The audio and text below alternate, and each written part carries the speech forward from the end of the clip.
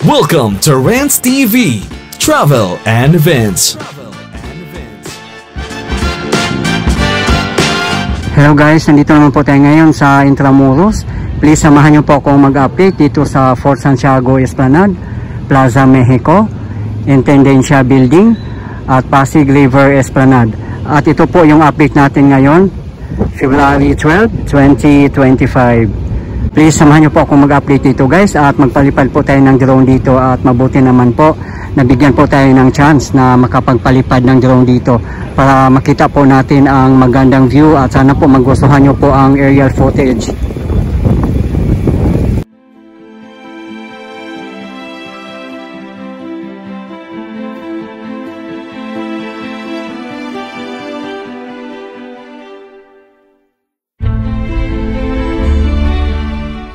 May mga suggestions nga din at mga comments na sana magkaroon daw dito ng mga gym equipments. Parang katulad sa ibang bansa na 'di ba karamihan sa ibang bansa yung mga park nila merong mga gym equipments. Maganda nga din yun, no? Sana nga po magkakaroon para at the same time pwede ka rin mag-exercise habang namamasyal.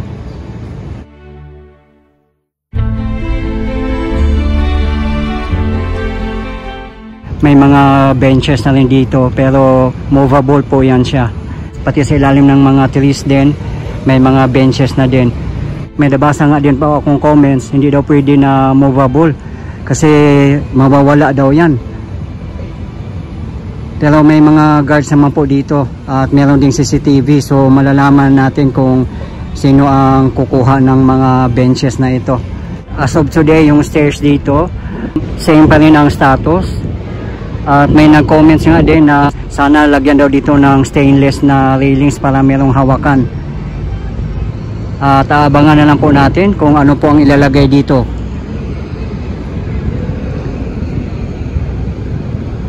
Ang mga poste ng bridge, malinis na rin. Pintulado na rin ng bago. At sana nga po wala na pong vandalism dito para naman po mapanatili nating malinis. At kung may mga kalat naman tayo, mga basura, kung wala tayong mga basurahan nakita, ilagay muna natin sa bulsa natin or sa bag. Huwag natin itapon kung saan tayo nakatayo or nakaupo para mapanatili nating malinis dito.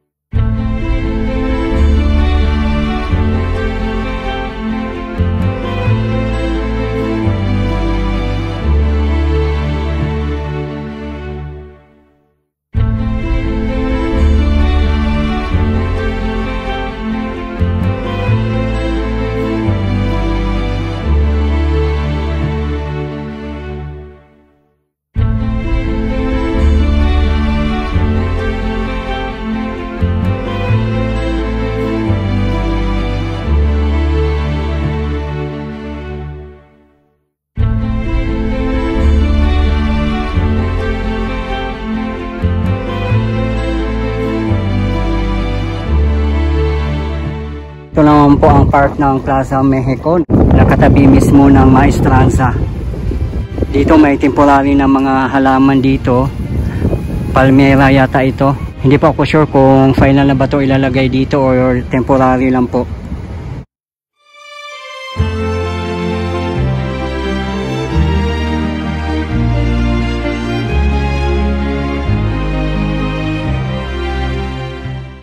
Dito na po yung pinakadulo ng Plaza Mexico.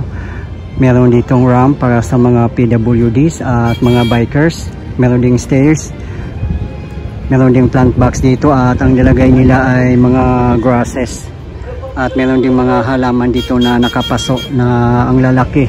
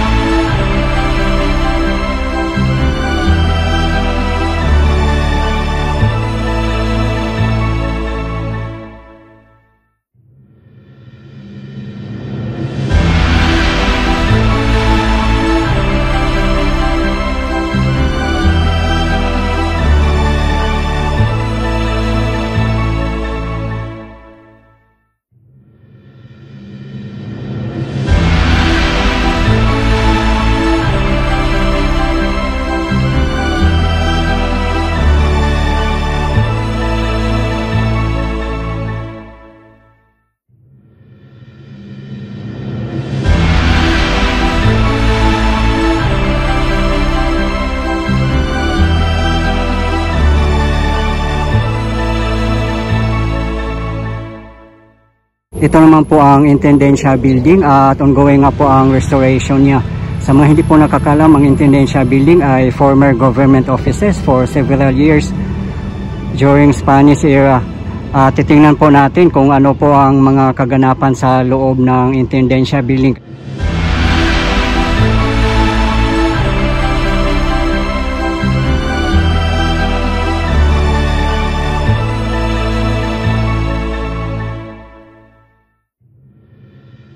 Napakaganda po kasi yung mga old buildings ng mga sinauna ay unti-unti na pong nire-restore dito sa Intramuros.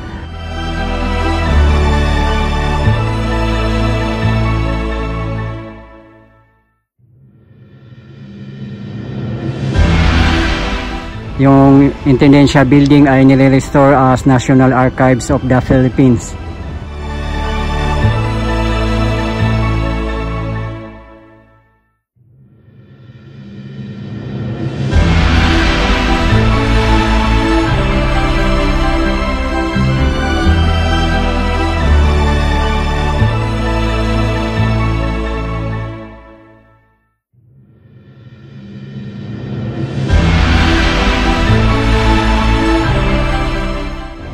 Napakaganda ng design po nito kasi symmetrical architecture. Yun naman po talaga ang mga sinaunang building, no? Symmetrical, neoclassical, yung iba naman art deco. Kaya napakaganda. Yun nga, may mga ibang building dito na hindi neoclassical design tulad ng BF Condominium at saka Bureau of Immigration Building. Yun nga ang laging sinasabi ng mga masugid na taga-subaybay natin na kung bakit daw nakapasa yung dalawang building dito sa Intramuros.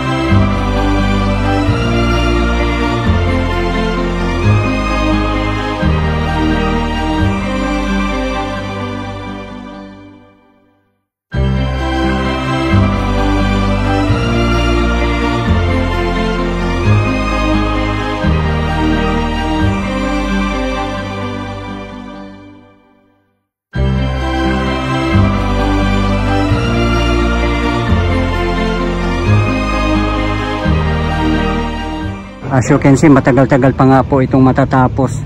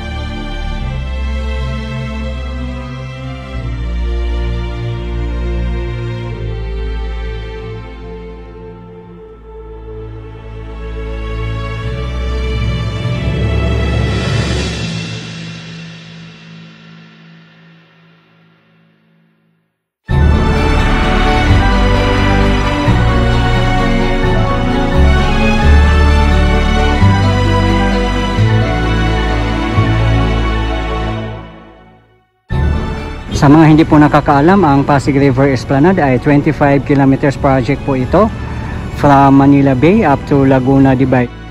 At sa kabilang side nga po, dyan sa may Binondo side, papuntang Laguna de Bay ay another 25 kilometers. Total 50 kilometers. Ganun po kalaki ang project ng PBBM admin. Kaya di ba guys, nakakatuwa.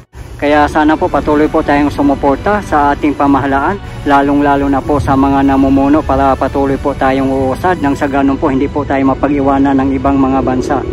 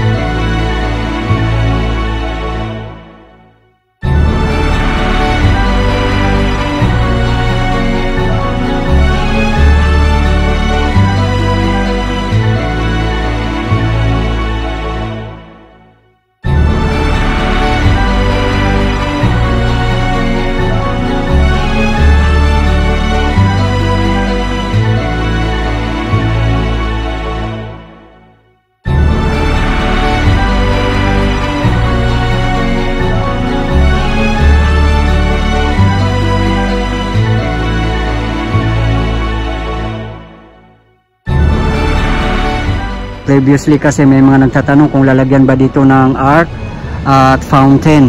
Wala pa rin po. Kasi wala naman pong enough space dito kung saan po ilalagay. Pero kung naghahanap po kayo ng iconic structure dito sa Plaza Mexico, ayan po yung sa tapat natin, yung monumento, napakaganda po yan. At ngayon po pinapaganda na po nila lalo. Malaki po yan at maganda pag nandito po kayo in person. Lalo na po yung monumento ni former President of Mexico na si Adolfo Lopez Mateos na napakalaki po. Perfect pang selfie at Instagrammable pa.